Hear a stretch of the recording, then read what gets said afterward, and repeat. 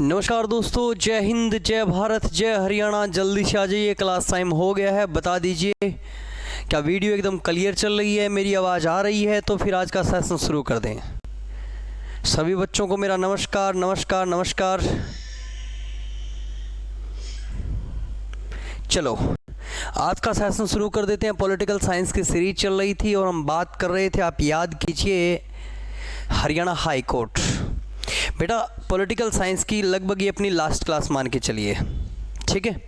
अगर उसके बाद में कुछ रहेगा तो वो मैं बता दूंगा, वरना फिर कल हम नया टॉपिक शुरू करेंगे। पॉलिटिकल साइंस हरियाणा की इतनी है क्योंकि मैंने आपको हरियाणा गठन के समय, आप याद कीजिए, हरियाणा गठन के समय राष्ट्रपति कौन थे, उपराष्ट्रपति कौन थे और अटॉर्नी जनरल कौन थे, जनरल एडवोकेट की विशेषता क्या होती है, लोकसभा राज्यसभा करवा दी थी। फिर मैंने आपको करवा दिया था सुप्रीम कोर्ट और हमने फिर गवर्नर भी कर लिए थे। हाँ विनोद, गुड इवनिंग बेटा, गुड इवनिंग, ठीक है। हमने गवर्नर भी कर लिया था, फिर हमने कर लिया था चीफ मिनिस्टर। उसके बाद में हमने हमारी लेजिस्लेटिव असेंबली यानी विधानसभा की बातें भी हमने कर ली थी। और कल वाली कक्षा में हमने हाई कोर्ट की बातें की थी। हरियाणा का हाई कोर्ट हम पढ़ रहे थे कल वाली कक्षा में। It's okay, clear. तो आज हम पढ़ेंगे तीसरी गवर्नमेंट्स। तीन प्रकार की गवर्नमेंट होती है किसी भी स्टेट में। वो तीसरी गवर्नमेंट कौन सी होती है, उस गवर्नमेंट से प्रश्न क्या बनते हैं, वो बातें आज की क्लास में हम करेंगे बेटा, ठीक है। आइए ध्यान दीजिए। एक तो होती है ये गवर्नमेंट्स जिसे सेंट्रल गवर्नमेंट बोलते हैं, यानी भारत सरकार। उसको हम क्या बोलते हैं, भारत सरकार को। ये ज़रूर याद रखेंगे, सेंट्रल गवर्नमेंट। एक मिनट, ठीक है। ये तो हो गई अपनी सेंट्रल गवर्नमेंट, इसको हम बोलते हैं भारत सरकार। तीन प्रकार की सरकार है बेटा भारत में, ठीक है। और ये हो गई अपनी स्टेट गवर्नमेंट। स्टेट गवर्नमेंट्स को हम बोल देंगे हरियाणा सरकार। कैसी गवर्नमेंट्स? हरियाणा सरकार। और बेटा तीसरे प्रकार की गवर्नमेंट्स होती है, उसको हम बोलते हैं लोकल सेल्फ गवर्नमेंट, यानी स्थानीय स्वशासन। इसमें एक अपना गांव होता है और एक अपना नगर होता है, ये ज़रूर याद रखेंगे, ठीक है। इसको क्या बोलेंगे? लोकल सेल्फ गवर्नमेंट, स्थानीय स्वशासन। स्वशासन यानी लोकल सेल्फ गवर्नमेंट। ये तीन प्रकार की सरकार होती है बेटा। इसको क्या बोलते हैं? संघ सरकार बोलते हैं, यानी केंद्र सरकार बोलते हैं, भारत सरकार, भारत गवर्नमेंट। इसको हम बोलते हैं राज्य सरकार। राज्य सरकार बोलते हैं बेटा स्टेट गवर्नमेंट। क्या बोलते हैं? राज्य सरकार। और इसको हम लोकल सेल्फ गवर्नमेंट यानी स्थानीय स्वशासन को हम स्थानीय सरकार बोलते हैं। बेटा ये व्यवस्था एक तरह से चलती है, ये ज़रूर याद रखेंगे, मैंने आपको समझाया था, आप याद कीजिए। हाँ विनोद, यानी आपको पता है मैं सैटरडे और संडे को नहीं आता, जो फ्राइडे को क्लास थी वही थी बेटा। जो फ्राइडे को क्लास थी मैं वही बोल रहा था, कल वाली क्लास, ठीक है बेटा। चलो, यहाँ पे राष्ट्रपति होता है, यहाँ पे राज्यपाल होता है और यहाँ पे क्या हो जाता है? ग्राम सचिव। बस नाम का चेंज है और कोई चेंज नहीं है, शक्तियाँ समान हैं, ठीक है। यहाँ पे तो क्या हो गया, आप याद कीजिए, प्रेसिडेंट यानी राष्ट्रपति हो गया। यहाँ पे क्या हो गया, ज़रूर याद रखेंगे, राज्यपाल यानी गवर्नर हो गया। और यहाँ पे क्या हो गया बेटा, नेक्स्ट लोकल सेल्फ गवर्नमेंट में ग्राम सचिव, सेक्रेटरी बोलते हैं, ग्राम सचिव हो गया, क्लियर। यहाँ पे जनता का चुना हुआ प्रतिनिधि कौन होता है? प्राइम मिनिस्टर होता है, प्रधानमंत्री होता है, प्रधानमंत्री हो गया बेटा। यहाँ पे जनता का चुना हुआ प्रतिनिधि, यहाँ पे जनता का चुना हुआ प्रतिनिधि होता है मुख्यमंत्री, चीफ मिनिस्टर, मुख्यमंत्री होता है। और यहाँ पे जनता का चुना हुआ प्रतिनिधि होता है बेटा सरपंच, सरपंच, ठीक है। यहाँ पे अपनी संसद हो गई बेटा, संसद। और संसद के तीन अंग मैंने बताए थे आपको, आप याद कीजिए, एक प्रेसिडेंट था, राष्ट्रपति था, एक संसद का अंग था राज्यसभा और एक संसद का अंग था लोकसभा, ठीक है। यहाँ पे किसी भी राज्य की जो व्यवस्थापिका होती है उसे नाम दिया जाता है बेटा राज्य विधानमंडल, राज्य विधानमंडल। और राज्य विधानमंडल के तीन अंग होते हैं। पहला अंग होता है राज्यपाल, गवर्नर। दूसरा अंग होता है विधान परिषद विधान परिषद, और तीसरा अंग होता है विधानसभा। अपने हरियाणा में विधानसभा है, विधान परिषद नहीं है। मैंने आपको बता दिया था किन किन राज्यों में विधान परिषद है, वो सारी बातें मैंने आपको कर दवा दी थी। ठीक है, जो यहाँ की व्यवस्थापिका होती है उसको ग्राम पंचायत बोलते हैं बेटा, ग्राम पंचायत। और ग्राम पंचायत के मेंबर कौन होते हैं, ज़रूर याद रखेंगे, एक सरपंच होता है और एक वार्ड पंच, वार्ड पंच। ठीक है, यहाँ पे जो न्यायपालिका है बेटा उसे कहा जाता है सर्वोच्च न्यायालय, यानी सुप्रीम कोर्ट बोलते हैं। क्या बोलते हैं न्यायपालिका को, सर्वोच्च न्यायालय बोलते हैं। यहाँ की जो न्यायपालिका होती है उसे बेटा उच्च न्यायालय कहा जाता है, उच्च न्यायालय यानी हाई कोर्ट कहा जाता है। यहाँ पे जो न्यायालय होता है बेटा उसको ग्राम न्यायालय बोलते हैं, सेशन ग्राम न्यायालय। ग्राम न्यायालय आपने व्यवहार में सुना होगा, हमारे गांव में पंचायत वगैरह होती है, 4-5 चुनिंदा व्यक्ति होते हैं, अगर हमारा झगड़ा हो जाता है तो वो हमारा राजीपा वगैरह करवा देते हैं, उसे ग्राम न्यायालय बोलते हैं। एक बार ये प्रश्न आपके हरियाणा जीके में बन चुका है बेटा, HSSC ने ये प्रश्न पूछ लिया था कि गांव की सबसे बड़ा न्यायालय कौन सा होता है, तो कौन सा होता है गांव का सबसे बड़ा न्यायालय, ग्राम न्यायालय। ठीक है, तो हमने 2 गवर्नमेंट्स पढ़ ली है, मैंने आपको पढ़वा दी थी, सेंट्रल गवर्नमेंट और स्टेट गवर्नमेंट। आज का टॉपिक रहेगा हमारा स्थानीय सरकार की बातें हम करेंगे, लोकल सेल्फ गवर्नमेंट की बातें हम करेंगे। आइए, लोकल सेल्फ गवर्नमेंट की बात करूं बेटा, स्थानीय स्वशासन, स्थानीय स्वशासन, ये लोकल सेल्फ गवर्नमेंट होती है बेटा, स्थानीय स्वशासन होती है। इसके 2 रूप होते हैं। कितने रूप होते हैं देख लीजिए, 2। इसका एक रूप होता है जिसको ग्रामीण स्वशासन बोलते हैं, ग्रामीण स्वशासन, और एक रूप होता है जिसको बोलते हैं नगरीय स्वशासन, नगरीय स्वशासन। ध्यान दीजिए बेटा, ये हो गई नगरीय स्वशासन और ये हो गई ग्रामीण स्वशासन। ठीक है, सिस्टमैटिक ढंग से इसकी बातें करें तो आइए, ग्रामीण स्वशासन की बातें अगर मैं करूं आपके सामने तो ध्यान दीजिए, ग्रामीण स्वशासन व्यवस्था को संविधान के भाग 9 में रखा गया है।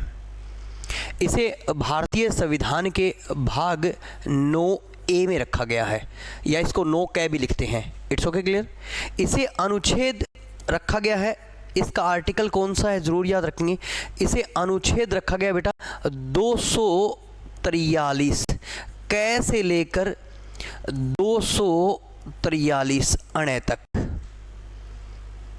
यानी इस व्यवस्था को अनुच्छेद 243 कै से लेकर अणे तक रखा गया है। तो जो ये व्यवस्था है इसे अनुच्छेद में रखा गया है बेटा, ध्यान दीजिए किस अनुच्छेद में इसे रखा गया है, अनुच्छेद नंबर है 243 तय से लेकर 243 ये और 6, इन आर्टिकल्स में रखा गया है। जो अपनी ग्रामीण स्वशासन व्यवस्था है बेटा, ग्रामीण स्वशासन व्यवस्था की अगर मैं बात करूं, जो अपनी ग्रामीण स्वशासन व्यवस्था है, इस ग्रामीण स्वशासन व्यवस्था को, एक मिनट, एक और कलर यूज कर रहा था मैं,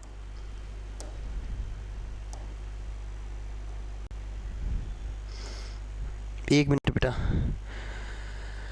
मैं सोच रहा था ये कलर थोड़ा सा अच्छा लगता है।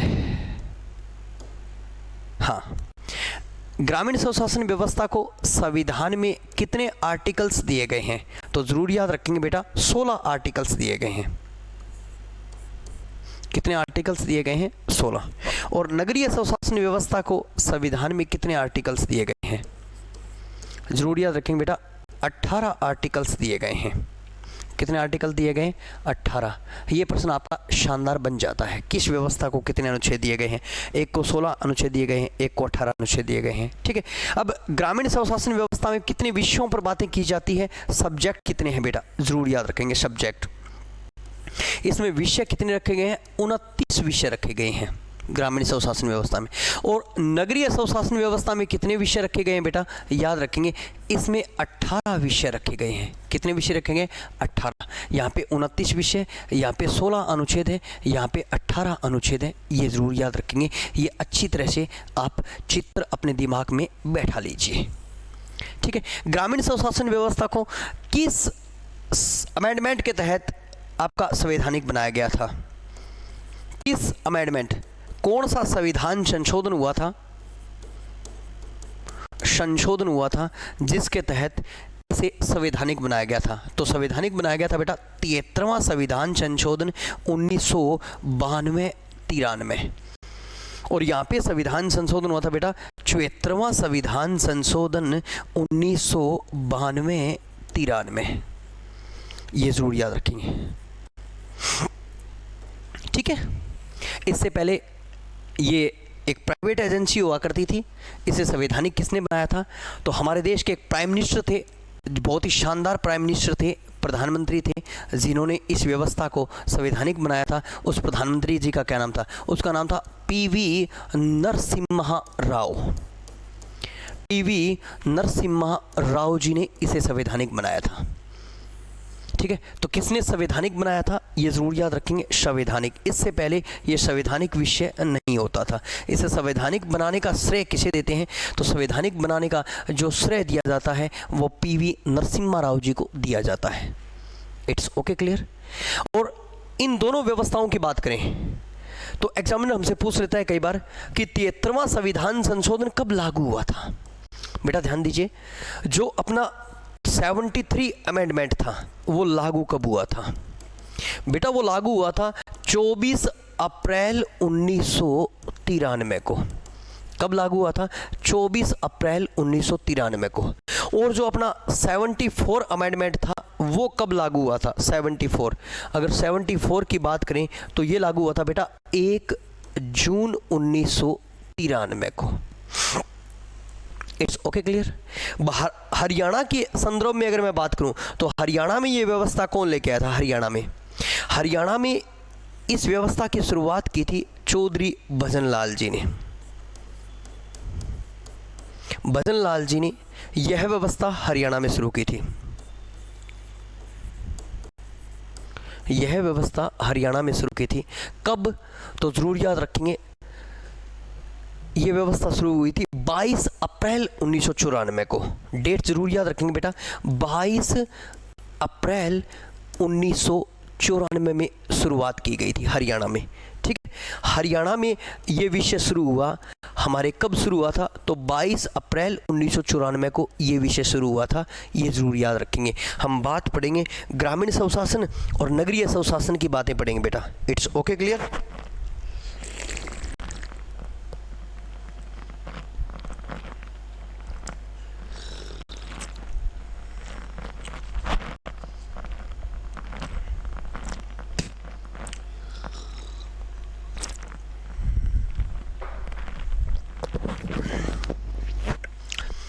तो लोकल सेल्फ गवर्नमेंट यानी स्थानीय स्वशासन, उसके दो रूप हैं, एक ग्रामीण स्वशासन है और एक नगरीय स्वशासन है। ग्रामीण स्वशासन व्यवस्था को संविधान के भाग 9 में रखा गया है। आर्टिकल है 243 से लेकर आपका कैसे अण है उसे 9A में रखा गया है। और आर्टिकल है 243 तय से यह, और 18 अनुच्छेद उसे दिए गए हैं और संविधान में 16 अनुच्छेद उसे दिए गए हैं। ग्रामीण स्वशासन में 29 विषय है, वहाँ पे 18 विषय है बेटा, ठीक है। ये किस अमेंडमेंट के तहत संविधान संशोधन किया गया था ये व्यवस्था? तो अमेंडमेंट जरूर याद रखेंगे बेटा, 73वां संविधान संशोधन 1992-93 में, ठीक है। और ये हुआ था 74वां संविधान संशोधन 1992-93 में, ठीक है। इसे संवैधानिक बनाने के क्षेत्र में कदम किस प्राइम मिनिस्टर ने उठाया था? तो संवैधानिक बनाया था किसने? पोमलपति वेंकट नरसिम्हा राव जी ने। पोमलपति वेंकट नरसिम्हा राव जी ने। 73वां संविधान संशोधन कब लागू हुआ था?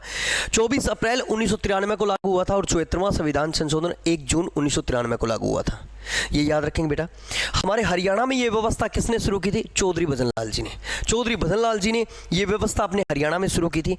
अब जो ग्रामीण स्वशासन व्यवस्था है ना बेटा, ध्यान दीजिए, ग्रामीण सब शासन व्यवस्था, जो ग्रामीण स्वशासन व्यवस्था है ना उसकी बात कर लीजिए, या थोड़ी सी बात आप कर लीजिए नगरीय शव शासन व्यवस्था। थोड़ा सा मैं इतिहास बताता हूं बेटा, इनका थोड़ा सा इतिहास। ये व्यवस्था कब शुरू हुई थी? ठीक है, तो ग्रामीण स्वशासन व्यवस्था के बारे में कहते हैं, इस व्यवस्था की शुरुआत हुई थी मौर्य काल और गुप्त काल से।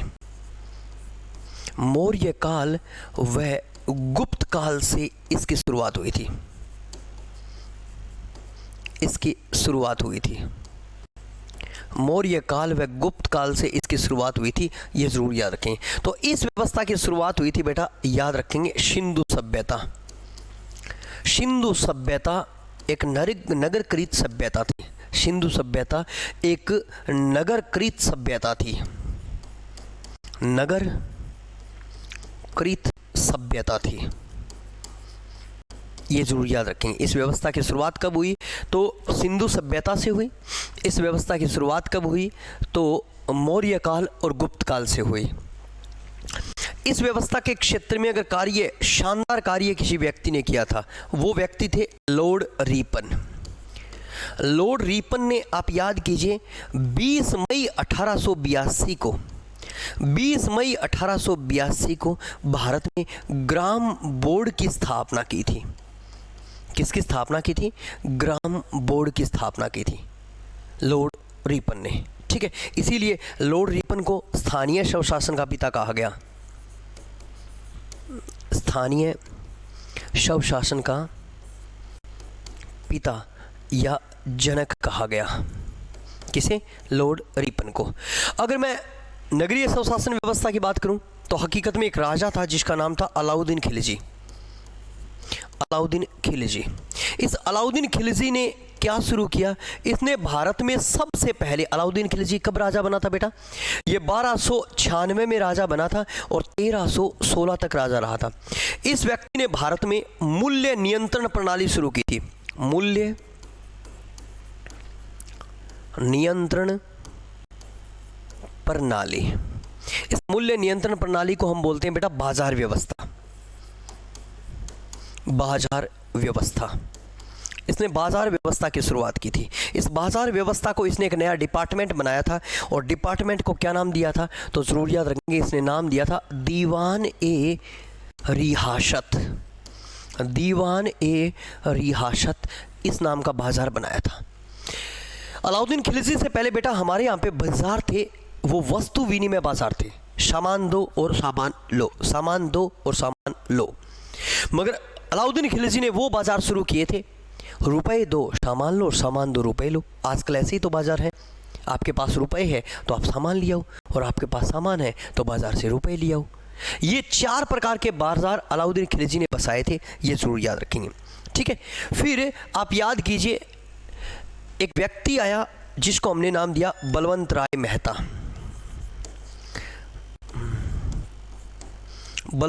मेहता। इस सब्जेक्ट पर बलवंत राय मेहता ने विशेष कार्य किया, जिसको बलवंत राय मेहता समिति भी बोलते हैं। ध्यान दीजिए बेटा, अब बलवंत राय मेहता समिति के मैं 3-4 प्रश्न लिखूंगा। जैसे नंबर 1, इस समिति का गठन कब हुआ था? नंबर 2, इस समिति की रिपोर्ट कब तैयार हुई थी? नंबर 3, बलवंत राय मेहता समिति की कहानी मैं पढ़ रहा हूँ। ठीक है, इस समिति की रिपोर्ट कब आई थी और इस समिति की रिपोर्ट को स्वीकार कब किया गया था और इस समिति की रिपोर्ट लागू कब हुई थी?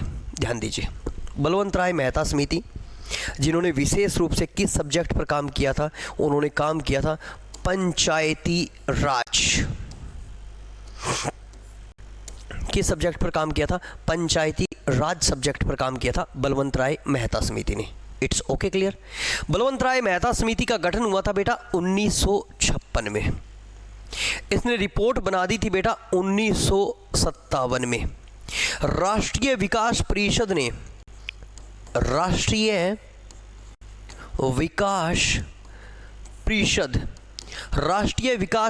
ने इस रिपोर्ट को स्वीकार किया था बेटा 1958 में।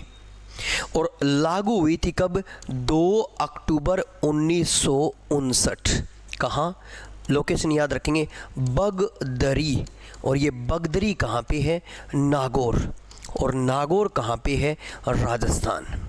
बगदरी, नागौर, राजस्थान में पंचायती राज की शुरुआत हुई थी 2 अक्टूबर 1959 को। बगदरी, नागौर, राजस्थान में पंचायती राज की शुरुआत हुई थी 2 अक्टूबर 1959 को। It's okay, clear? भारत में पंचायती राज की शुरुआत हो गई। ठीक है बेटा, इस विषय पर कार्य करने वाले और भी व्यक्ति थे। जैसे इसी विषय पर आप याद कीजिए 1977-78 में एक समिति आई थी जिसको नाम दिया गया था अशोक मेहता समिति। अशोक मेहता समिति, ये नाम आपको याद रखना है। इसी विषय पर एक समिति आई थी 1985-86 में जिसको नाम दिया गया था डॉक्टर LM सिंधवी समिति। LM सिंधवी समिति। और इसी विषय पर एक और समिति आई थी, ज़रूर याद रखेंगे, डॉक्टर GV राव समिति। डॉक्टर GV राव समिति। इन सभी समितियों का विषय क्या था? इन सभी समितियों का विषय एक ही था बेटा, और वो विषय क्या था? पंचायती राज। क्या विषय था? पंचायती राज विषय था इन सभी समितियों का, ये जरूर याद रखेंगे। उसके बाद में PV नरसिम्हा राव जी आए थे। ये थोड़ा सा मैंने इतिहास बताया आपको। भाई ग्रामीण स्वशासन व्यवस्था का जन्म कब हुआ? तो आप कहेंगे सर इसका जन्म तो गुप्त काल से, मौर्य काल से हो चुका था। मगर इस सब्जेक्ट पे काम किया था लॉर्ड रिपन ने। भारत में पहली बार ग्राम बोर्ड की स्थापना की थी लॉर्ड रिपन ने। इसीलिए लॉर्ड रिपन को हमने स्थानीय स्वशासन का पिता कहा। क्या कहा हमने? लॉर्ड रिपन को स्थानीय स्वशासन का पिता कहा, ये जरूर याद रखेंगे। अगर मैं नगरीय स्वशासन की बात करूं तो आप याद कीजिए सिंधु सभ्यता नगरकृत सभ्यता हुआ करती थी। सिंधु सभ्यता कैसी थी? नगरकृत सभ्यता थी, यानी सिंधु सभ्यता के व्यक्ति नगरों में निवास करते थे। और अलाउद्दीन खिलजी ने इसे एक नवीनतम रूप दिया था। अलाउद्दीन खिलजी ने इसे एक नवीनतम रूप दिया था। अलाउद्दीन खिलजी ने मूल्य नियंत्रण प्रणाली की शुरुआत की। किसकी शुरुआत की? मूल्य नियंत्रण प्रणाली की शुरुआत की। आप जरूर याद रखेंगे, जिसको हमने नाम दिया था बाजार व्यवस्था। क्या नाम दिया था हमने? जिसको नाम दिया था बाजार व्यवस्था का नाम दिया था बेटा। ठीक है, बाजार व्यवस्था नाम से उन्होंने एक डिपार्टमेंट भी बनाया था जिसको नाम दिया गया था दीवान-ए-रियासत। डिपार्टमेंट को क्या नाम दिया गया था? दीवान-ए-रियासत।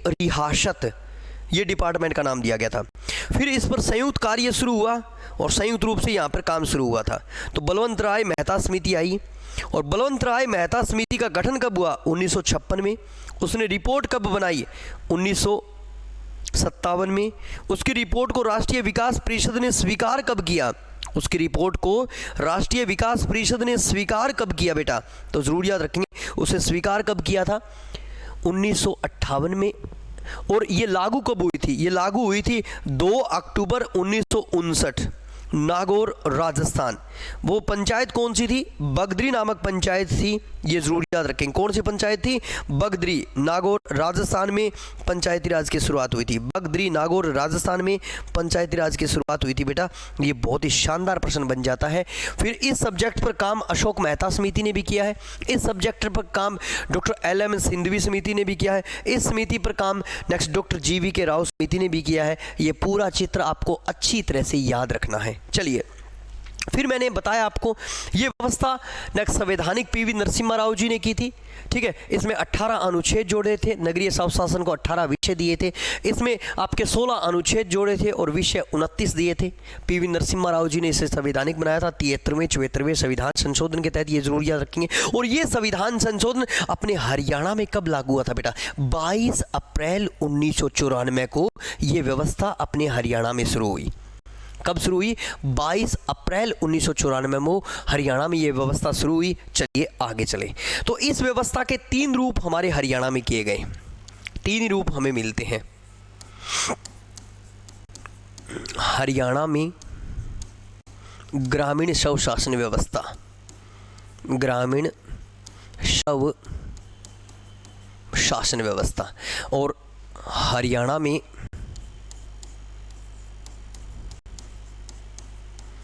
हरियाणा में नगरीय शव शासन व्यवस्था, ये जरूर याद रखें दोस्तों। इसके 3 रूप हैं हमारे गांव में। वो 3 रूप कौन से हैं? जैसे नंबर 1 रूप होता है ग्राम पंचायत,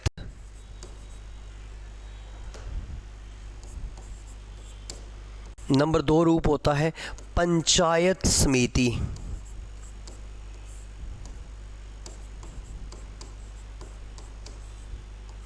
नंबर 3 रूप होता है जिला परिषद।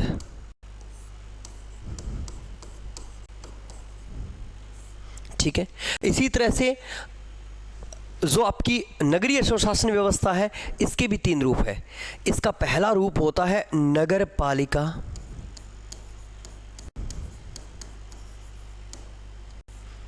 दूसरा रूप होता है नगर परिषद, और तीसरा रूप होता है नगर निगम। ये 3 रूप हमें मिलते हैं, नगर निगम। ठीक है, नगर पालिका, नगर परिषद और नगर निगम, ये 3 रूप हमें मिलते हैं। ये आपको अच्छी तरह से याद रखने हैं। ठीक है, ग्राम पंचायत, पंचायत समिति और जिला परिषद, नगर पालिका, नगर परिषद, नगर निगम। ठीक है, क्या इस व्यवस्था में आरक्षण है? तो सुनिए ध्यान से। हाँ जी, बहुत ही बड़ी लाइन लिख रहा हूं, इस व्यवस्था में हमें आरक्षण मिलता है। आरक्षण,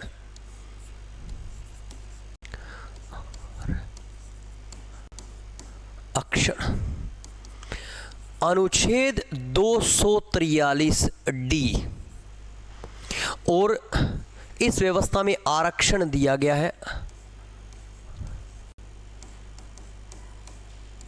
आरक्षण किस आर्टिकल में है? अनुच्छेद 243 टी, ये जरूर याद रखेंगे। ठीक है, और ये भारत का वो निकाय है जहां महिलाओं को भी आरक्षण दिया गया है। महिलाओं को भी आरक्षण दिया गया है, ये जरूर याद रखेंगे बेटा। नेक्स्ट, क्या राज्यसभा में महिलाओं का आरक्षण है? नहीं है। ठीक है, लोकसभा में महिलाओं का आरक्षण है? नहीं है। मगर इस व्यवस्था में महिलाओं को भी आरक्षण दिया गया है ग्रामीण स्वशासन और नगरीय स्वशासन में। एससी और एसटी का तो आरक्षण है ही है, महिलाओं के लिए भी आरक्षण व्यवस्था की गई है। ठीक है, आज हरियाणा में कितनी ग्राम पंचायतें हैं? तो जरूर याद रखेंगे 6311। पंचायत समिति कितनी है? 144। और जिला परिषद कितने हैं? 22। आज हरियाणा में नगर पालिकाएं कितनी हैं? नगर पालिकाएं हैं 57 + 2 59। नगर परिषद कितने हैं? नगर परिषद है 22 और नगर निगम कितने हैं? 11। मानेसर 11वां नगर निगम बना था। ठीक है, पंचायत समिति का जो हेड होता है उसे हम क्या कहते हैं? उसे हम बोलते हैं बेटा सरपंच। पंचायत समिति के हेड को बोलते हैं सरपंच। नेक्स्ट, ग्राम पंचायत के हेड को बोलते हैं सरपंच। पंचायत समिति के हेड को बोला जाता है बेटा प्रधान। और जिला परिषद के हेड को बोला जाता है जिला प्रमुख। जिला प्रमुख याद रखेंगे। ये हो गए इन सभी संस्थाओं के प्रमुख, जरूर याद रखेंगे प्रमुख। ये हो गई संख्या, और कहाँ की संख्या है? ये हरियाणा की संख्या है। ठीक है, इसी तरह से नगर पालिका के अध्यक्ष को क्या बोलते हैं? नगर पालिका के अध्यक्ष को बोलते हैं बेटा प्रधान या चेयरमैन बोलते हैं। ठीक है, नगर परिषद के अध्यक्ष को बोलते हैं बेटा सभापति।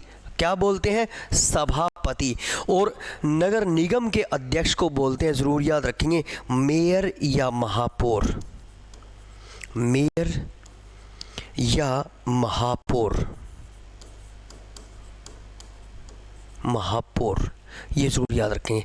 ये हो गया प्रमुख और ये हो गई संख्या। कहाँ की संख्या? हरियाणा की। ये जरूर याद रखेंगे। It's okay clear. ग्रामीण स्वशासन के जो सदस्य होते हैं, ग्रामीण स्वशासन के जो सदस्य होते हैं, उन सदस्यों को क्या कहा जाता है बेटा? वार्ड पंच कहा जाता है, वार्ड पंच। इसी तरह से नगरीय स्वशासन के जो सदस्य होते हैं, ध्यान दीजिए बेटा, नगरीय स्वशासन के जो सदस्य होते हैं उन सदस्यों को क्या कहा जाता है? उन सदस्यों को पार्षद कहा जाता है बेटा, एमसी बोलते हैं, पार्षद। ये चित्र अच्छी तरह से अपने दिमाग में बैठा लीजिए। ग्रामीण स्वशासन के 3 रूप हैं, ग्राम पंचायत, पंचायत समिति और जिला परिषद। हरियाणा में ग्राम पंचायत है 6311। आपको कुछ किताबों में 6222 ग्राम पंचायतें मिलेगी, पर आपको 6311 याद रखनी है।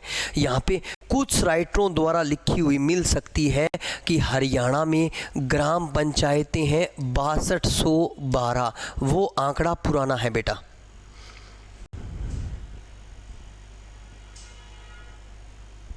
बासठ 12 वो आंकड़ा बहुत पुराना है।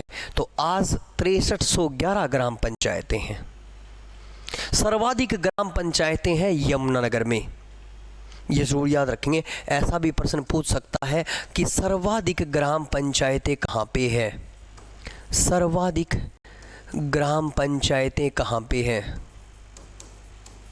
सर्वाधिक ग्राम पंचायतें कहाँ पे है? तो ज़रूर याद रखेंगे, सबसे ज़्यादा ग्राम पंचायतें हैं यमुना नगर। कहाँ पे है? यमुना नगर में सबसे ज़्यादा ग्राम पंचायतें हैं। It's okay clear. अगर नगर निगम की बात करूं तो हमारे हरियाणा में कितने नगर निगम हमें मिल जाते हैं? आप सभी को पता है नगर निगम है बेटा नेक्स्ट कितने? 11। अब कौन से नगर निगम है? थोड़ी सी कहानी लिख देता हूं, थोड़ी सी कहानी आप सभी को पता है। 11 नगर निगम है सर, ये सही है। कौन से नगर निगम है? जैसे नंबर 1 अंबाला, नंबर 2 है पंचकूला, नंबर 3 है गुरुग्राम,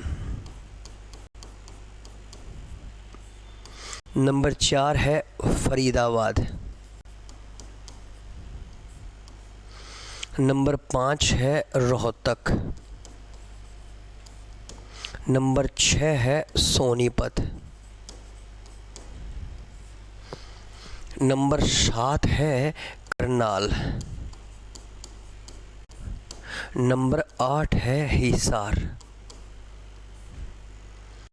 नंबर 9 है पानीपत। ठीक है, ये 11 के 11 नगर निगम आपको अच्छी तरह से याद रखने हैं। नंबर 1 अंबाला, पंचकुला, गुरुग्राम, फरीदाबाद, रोहतक, सोनीपत। ठीक है, रोहतक, सोनीपत, करनाल, हिसार, पानीपत, ये जरूर याद रखेंगे। मानेसर, मानेसर, ये जो मानेसर है ना बेटा, ये गुरुग्राम में है, जरूर याद रखेंगे। मानेसर कहाँ पे है? गुरुग्राम में है। तो इसका मतलब गुरुग्राम में अपने 2 नगर निगम हो गए। कितने नगर निगम हो गए गुरुग्राम में? 2 नगर निगम हो गए बेटा। इनको अच्छी तरह से याद कर लीजिए। हरियाणा में कितने नगर निगम हैं? तो हरियाणा में जो नगर निगम है उनकी संख्या 11 है बेटा। नेक्स्ट ये अच्छी तरह से आप याद रखेंगे। कितने नगर निगम है? 11 नगर निगम है। Very very very important. ये पूरी की पूरी सीरीज आप दिमाग में बैठा लीजिए। मानेसर है वो 11वां नगर निगम बना है बेटा। कौन सा नगर निगम बना है? 11वां नगर निगम बना है। ये ज़रूर याद रखेंगे। Very very important. It's okay clear. चलिए अब नॉर्मल से कुछ प्रश्न हैं, इनके कॉमन ही प्रश्न लिख देता हूं मैं। नॉर्मल से कुछ प्रश्न है वो याद रखेंगे आप सारे के सारे, ठीक है, जो एग्जामिनर हमसे पूछ लेता है। आइए, जैसे नंबर 1 योग्यता। योग्यता क्या होती है स्थानीय स्वशासन की?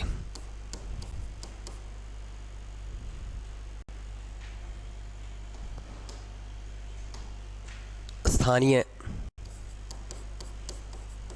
स्वशासन की, दोनों की इकट्ठी लिख रहा हूं बेटा, ठीक है। नंबर 1 मतदाता सूची में नाम। मतदाता सूची में नाम पहली योग्यता हो गई। ये आप कहीं के भी चुनाव लड़ना चाहते हैं, आप कहीं से भी चुनाव लड़ना चाहते हैं, चाहे आप चुनाव लड़िए हिसार से, चाहे आप चुनाव लड़िए चीन से, चाहे आप चुनाव लड़िए रोहतक से, चाहे आप चुनाव लड़िए फरीदाबाद से, आप कहीं से भी चुनाव लड़ें, वहाँ की वोटिंग लिस्ट में आपका नाम होना चाहिए, मतदाता सूची में नाम होना चाहिए। दूसरा, नेक्स्ट ध्यान दीजिए, आपकी उम्र 21 वर्ष होनी चाहिए, उम्र 21 वर्ष होनी चाहिए। दिवालिया व पागल घोषित, दिवालिया व पागल घोषित नहीं होना चाहिए, घोषित नहीं होना चाहिए, दिवालिया व पागल घोषित नहीं होना चाहिए। और लाभ के पद पे नहीं होना चाहिए, लाभ के पद पर न होना चाहिए, ये जरूर याद रखेंगे, ठीक है। अगर सामान्य वर्ग है यानी जनरल कैटेगरी है, सामान्य वर्ग है, तो आप होने चाहिए 10 पास।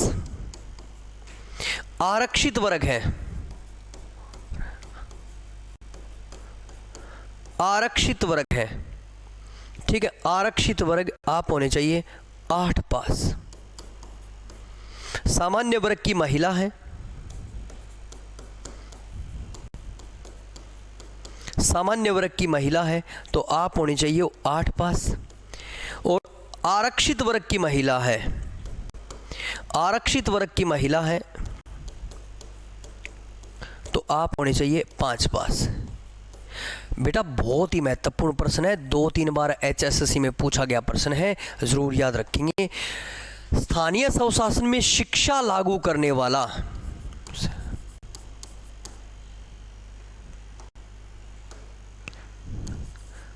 स्थानीय स्वशासन में, स्थानीय स्वशासन में शिक्षा लागू करने वाला, शिक्षा लागू करने वाला हरियाणा, हरियाणा राजस्थान के बाद, हरियाणा राजस्थान के बाद दूसरा राज्य है, दूसरा राज्य है, वेरी वेरी इंपॉर्टेंट। यानी स्थानीय स्वशासन में शिक्षा लागू करने वाला हरियाणा राजस्थान के बाद दूसरा राज्य है, यह आप अच्छी तरह से याद रखेंगे बेटा, ठीक है। और इनका जो टेन्योर वगैरह होता है वो देखिए, कार्यकाल, इनका टेन्योर कार्यकाल, इन सभी का कार्यकाल होता है बेटा 5 वर्ष, 5 वर्ष। निर्वाचन कैसे होता है? निर्वाचन प्रत्यक्ष, निर्वाचन प्रत्यक्ष होता है, डायरेक्ट प्रत्यक्ष होता है। और वयस्क मतदाता, वयस्क मतदाता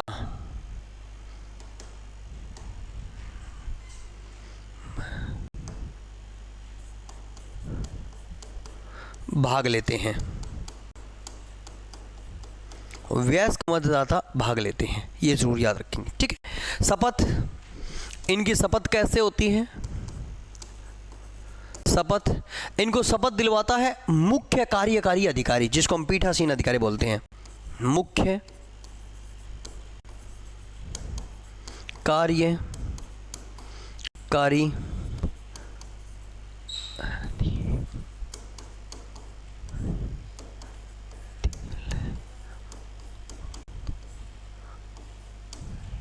ये जरूर याद रखेंगे बेटा।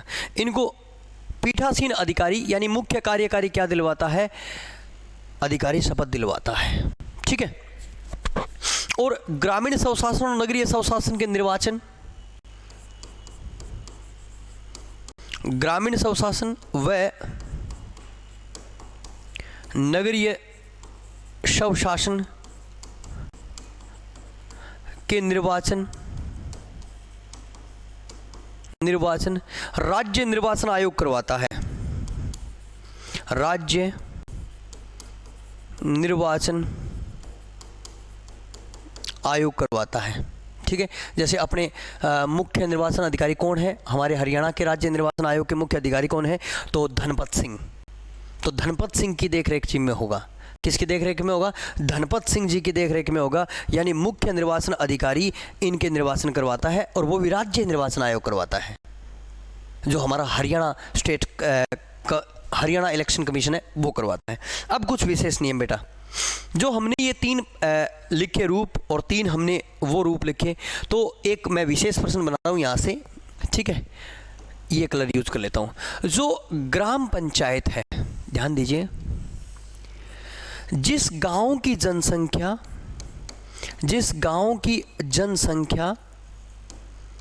500 हो उसे ग्राम पंचायत बना दिया जाता है।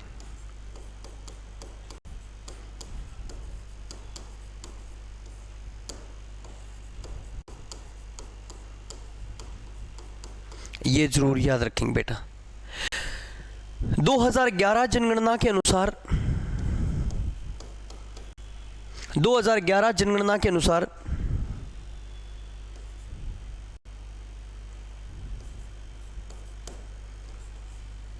हरियाणा में गांवों की संख्या 6841 और वर्तमान समय में हरियाणा में गांवों की संख्या 7356। ये जरूर याद रखेंगे बेटा, दोनों प्रश्न अलग अलग है। 2011 जनगणना के अनुसार गांवों की संख्या,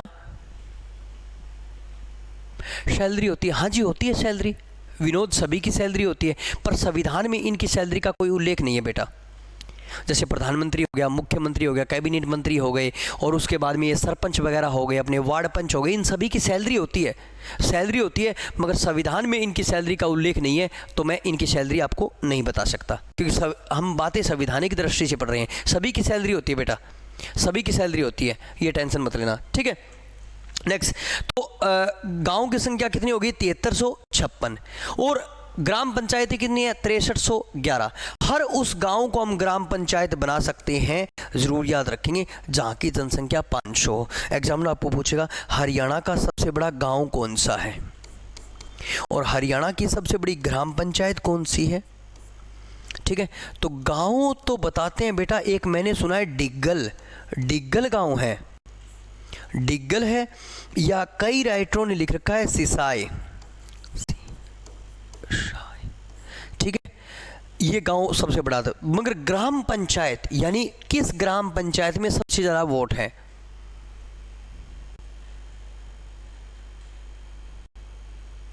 हाँ ये बता रहा हूं मैं अजय, 1 मिनट बेटा, ये देखो ये बता रहा हूं, ठीक है। हरियाणा का सबसे बड़ा गांव है बेटा डिंगल।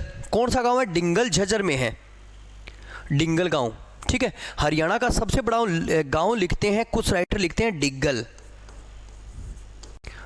गांव है, और कुछ राइटरों ने लिखा है सिसाई, हिसार में, डिग्गल अपना झज्जर में। मगर हरियाणा की सबसे बड़ी ग्राम पंचायत है बेटा सदलपुर,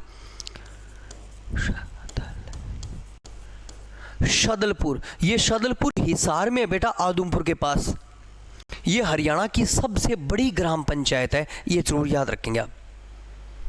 ये हरियाणा की सबसे बड़ी ग्राम पंचायत है, ये जरूर याद रखना बेटा आप।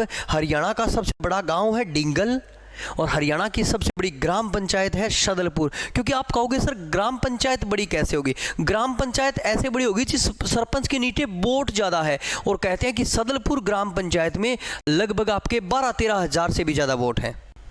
तो हरियाणा की सबसे बड़ी ग्राम पंचायत अगर आपके पेपर में पूछ ले, आपको सदलपुर करना है, और हरियाणा का सबसे बड़ा गांव पूछ ले तो आपको डिग्गल करना है। It's okay, clear. तो ये ग्रामीण स्वशासन व्यवस्था, यानी जिस गांव की जनसंख्या 500 होती है उसको हम ग्राम पंचायत बना सकते हैं। आज हमारे हरियाणा में कितनी ग्राम पंचायतें, 6311, और पहले कितनी थी, 6212। मगर हरियाणा में ध्यान दीजिए गांव कितने, 6841, गांव कितने, 6841। मगर वर्तमान में ध्यान दीजिए बेटा, वर्तमान में कितने गांव हैं, वर्तमान में अगर गांव मैं लेके आऊं तो वर्तमान में गांव की संख्या 7356 गांव है आज के दिन अपने हरियाणा में, 7356 गांव है। ये आंकड़ा याद रखेंगे आप, ठीक है। हरियाणा का सबसे बड़ा गांव कौन सा है? डिग्गल है, और सिसाई भी लिखा है कुछ राइटरों ने, पर डिग्गल यस होगा इसमें। और शदलपुर हरियाणा की सबसे बड़ी ग्राम पंचायत है। इसी तरह से अगर नगर पालिका, नगर परिषद और नगर निगम की बात करें तो ध्यान दीजिए, जो नगर पालिका होती है ना बेटा, नगर पालिका, उसकी थोड़ी सी बातें बताऊं। जैसे नगर पालिका, नगर पालिका, नगर परिषद, नगर परिषद और नगर निगम, इनके लिए भी जनसंख्या निश्चित की गई है बेटा, इनके लिए भी जनसंख्या निश्चित की गई है। जैसे नगर पालिका में कितनी होगी, जरूर याद रखेंगे, 20,000 से लेकर 1 लाख जनसंख्या, 20,000 से लेकर 1 लाख जनसंख्या होती है, उसे नगर पालिका कहते हैं बेटा। ठीक है, ध्यान दीजिए। और नगर परिषद किसे होगा, 1 लाख से लेकर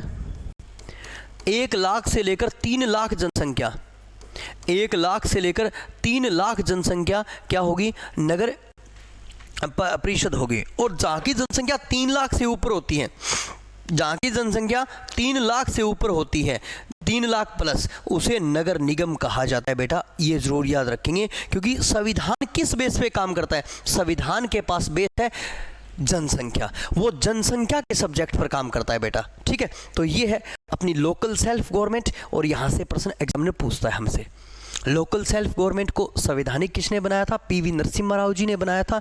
ये पीवी नरसिम्हा राव गवर्नमेंट थी, ये जरूर याद रखेंगे बेटा। ठीक है, और हमारे हरियाणा में ये व्यवस्था कब शुरू हुई थी? 22 अप्रैल 1994 को शुरू हुई थी। कब शुरू हुई थी? 22 अप्रैल 1994 को शुरू हुई थी, ये जरूर याद रखेंगे। 73वां अमेंडमेंट और यहाँ पे था, नेक्स्ट 73वां अमेंडमेंट और यहाँ पे था 74वां अमेंडमेंट। उससे पहले नेक्स्ट ये एक प्राइवेट एजेंसी की तरह रूप में काम करती थी, पर इसे संवैधानिक बनाया गया।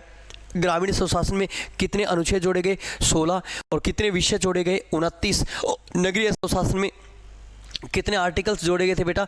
18। और कितने विषय जोड़े गए थे? 18 विषय जोड़े गए थे, ये जरूर याद रखेंगे। फिर उसके बाद में देखिए ध्यान से, नेक्स्ट हमारे हरियाणा में इस व्यवस्था की शुरुआत किसने की थी? चौधरी भजन लाल जी ने इस व्यवस्था की शुरुआत की थी। हकीकत में ये व्यवस्था बहुत पुरानी है, सिंधु सभ्यता से चली आ रही है, या मौर्य काल और गुप्त काल से ये व्यवस्था चली आ रही है, ये जरूर याद रखेंगे। मगर बलवंत राय मेहता समिति ने इस सब्जेक्ट पर शानदार कार्य किया था। बलवंत राय मेहता समिति, इस समिति का गठन 56 में हुआ था, रिपोर्ट 57 में, राष्ट्रीय विकास परिषद ने रिपोर्ट स्वीकार की थी 58 में, और लागू 2 अक्टूबर 1959, यानी पंचायती राज की शुरुआत कब हुई थी? 2 अक्टूबर 1959 को हुई थी, बगदरी नागौर राजस्थान से। इस सब्जेक्ट पर काम किसने किया? ध्यान दीजिए, अशोक मेहता समिति ने भी काम किया है। नेक्स्ट डॉक्टर LM सिंधवी समिति ने भी काम किया है, और डॉक्टर GV राव समिति ने भी काम किया है, मगर संवैधानिक PV नरसिम्हा राव जी ने बनाया था। ये वो व्यवस्था है बेटा, ध्यान दीजिए, जहाँ पे महिलाओं को आरक्षण दिया जाता है, ये जरूर याद रखेंगे। महिलाओं के लिए ना ही तो राज्यसभा में आरक्षण है, ना ही लोकसभा में आरक्षण है, ठीक है, ना ही विधानसभा में आरक्षण है, और ना ही विधान परिषद में आरक्षण है। महिलाओं के लिए आरक्षण कहाँ पे है? तो जरूर याद रखेंगे, ग्रामीण स्वशासन और नगरीय स्वशासन में महिलाओं को आरक्षण दिया गया है, ये आपको याद रखें। 3 रूप हमें इसके मिलते हैं हरियाणा में। नेक्स्ट ध्यान दीजिए, ग्रामीण स्वशासन व्यवस्था के 3 रूप हैं। नंबर 1 ग्राम पंचायत, पंचायत समिति और जिला परिषद। इनके जो सदस्य होते हैं उनको बेटा हम क्या कहते हैं? वार्ड पंच, यानी नेक्स्ट उसको हम बोलते हैं वार्ड पंच बोलते हैं। ग्राम पंचायत का मुखिया सरपंच होता है, पंचायत समिति का मुखिया प्रधान होता है, और जिला परिषद का मुखिया जिला प्रमुख होता है। अपने हरियाणा में इसे जिला पार्षद बोल देते हैं, मगर संविधान में इसे जिला प्रमुख बोला गया है। इन दोनों का चुनाव, ध्यान दीजिए बेटा, इन दोनों का चुनाव क्या होता है? अप्रत्यक्ष चुनाव होता है। इनका अप्रत्यक्ष चुनाव होता है, यानी इनके जो वार्ड पंच है मिलकर वो इनसे चुनते हैं। तो इन दोनों का चुनाव बेटा अप्रत्यक्ष होता है, ये जरूर याद रखेंगे। बाकी सरपंच का चुनाव प्रत्यक्ष, प्रत्यक्ष का मतलब हम खुद सारे वोट डालते हैं, वो प्रत्यक्ष होता है। इसी तरह से नगर पालिका, नगर परिषद और नगर निगम, जो नगर पालिका का अध्यक्ष चेयरमैन होता है, नगर परिषद का अध्यक्ष सभापति होता है, और नगर निगम का अध्यक्ष मेयर या महापौर होता है, इन सभी का चुनाव बेटा प्रत्यक्ष होता है। इन सभी का चुनाव प्रत्यक्ष होता है, और इनके सदस्यों को क्या बोलते हैं? पार्षद बोलते हैं, या हम क्या बोलते हैं? MC बोलते हैं। हमारे हरियाणा में कितनी नगर पालिकाएं हैं 57, कितने नगर परिषद है 22 और कितने नगर निगम है 11 है बेटा। नेक्स्ट हमारे हरियाणा में कितनी ग्राम पंचायत है 6311 और पंचायत समिति 144 और जिला परिषद कितने हैं 22 है, ये जरूर याद रखेंगे। और ये सारा काम जनसंख्या के आधार पर किया जाता है, जहाँ की जनसंख्या 20,000 से 1 लाख होती है नगर पालिका, 1 लाख से 3 लाख नगर परिषद और 3 लाख से ऊपर नगर निगम। मगर जनसंख्या 20,000 से कम होती है तो उसे गाँव बोलते हैं, ध्यान दीजिए। और जिस गांव की जनसंख्या 500 होती है उस गांव को हम क्या बना सकते हैं, ग्राम पंचायत बना सकते हैं, ये जरूर याद रखेंगे। हरियाणा में गांव कितने हैं, जब 2011 की जनगणना हुई थी तो हरियाणा में 6841 गांव थे और वर्तमान में 7356 गांव है हरियाणा में, ये जरूर याद रखेंगे आप। It's okay clear. हरियाणा का जो सबसे बड़ा गाँव है बेटा, हरियाणा का जो सबसे बड़ा गाँव है वो डिग्गल या सिसाई है। डिग्गल ऑप्शन ए, अगर ऑप्शन में डिग्गल है तो आप डिग्गल करेंगे और डिग्गल नहीं है तो सिसाई करेंगे। हरियाणा की सबसे बड़ी ग्राम पंचायत कौन सी है, तो हरियाणा की सबसे बड़ी ग्राम पंचायत है बेटा शादलपुर, ये जरूर याद रखेंगे। फिर प्रश्न यहाँ से बनता है इनकी योग्यताओं से, ठीक है। हरियाणा राजस्थान के बाद दूसरा राज्य है जिसने ग्रामीण स्वशासन और नगरीय स्वशासन में शिक्षा लागू की है। शिक्षा यानी सामान्य वर्ग है तो 10 पास, आरक्षित वर्ग है तो 8 पास, सामान्य वर्ग की महिला है तो 8 पास, आरक्षित वर्ग की महिला है तो 5 पास। इनका टेन्योर कितना होता है 5 वर्ष। इनका चुनाव कैसे होता है, तो प्रत्यक्ष, मैंने बताया 2 का अप्रत्यक्ष चुनाव होता है, बाकी प्रत्यक्ष चुनाव होता है। वयस्क मतदाता इनके निर्वाचन में भाग लेता है। योग्यता क्या है, मतदाता सूची में नाम, उम्र 21 वर्ष, दिवालिया व पागल घोषित न हो, लाभ के पद पे न हो, उसका बिजली का बिल बकाया न हो, सहकारी बैंकों में ऋण बकाया न हो, शौचालय प्रमाण पत्र अवश्य दे। ये कुछ नए नियम और भी हैं, क्योंकि नियम कौन बनाता है, नियम नेक्स्ट राज्य निर्वाचन आयोग बनाता है नियम, ये जरूर याद रखेंगे। हर राज्य के अलग अलग होते हैं। ये राज्य निर्वाचन आयोग इलेक्शन कमीशन के द्वारा करवाए जाते हैं। जो इस बार सरपंच के चुनाव हुए थे वो आयुक्त कौन थे, हमारे निर्वाचन आयुक्त कौन थे जिन्होंने निर्वाचन करवाए थे, उनका क्या नाम था, उनका नाम था जरूर याद रखेंगे धनपत सिंह जी थे निर्वाचन आयुक्त। तो ये नियम चेंज होते रहते हैं और जरूर याद रखेंगे। मुख्य रूप से यहाँ से एग्जामिनर एक प्रश्न बना देता है। प्रश्न क्यों बनाता है, कारण क्या है प्रश्न बनाने का, कारण बेटा ये है क्योंकि ये तीसरे प्रकार की गवर्नमेंट्स है, ये तीसरे प्रकार की गवर्नमेंट्स है, इसलिए यहाँ से प्रश्न हमारे एग्जाम में बनते हैं, शानदार प्रश्न बनते हैं। चलिए, तो इसके साथ में अपनी पॉलिटिकल साइंस की मुख्य सारी बातें हमने कल कर ली है, ठीक है। कल हम नया टॉपिक शुरू करेंगे। एक पॉलिटिकल साइंस का छोटा सा टॉपिक रहता है आयोग, सबसे पहले आके मैं वो करवा दूंगा और फिर हम नया टॉपिक हिस्ट्री या फिर ज्योग्राफी में से किसी एक को हम शुरू कर लेंगे, ठीक है। तो कल मिलते हैं एक नई क्लास के साथ, तब तक के लिए जय हिंद, जय भारत, जय हरियाणा।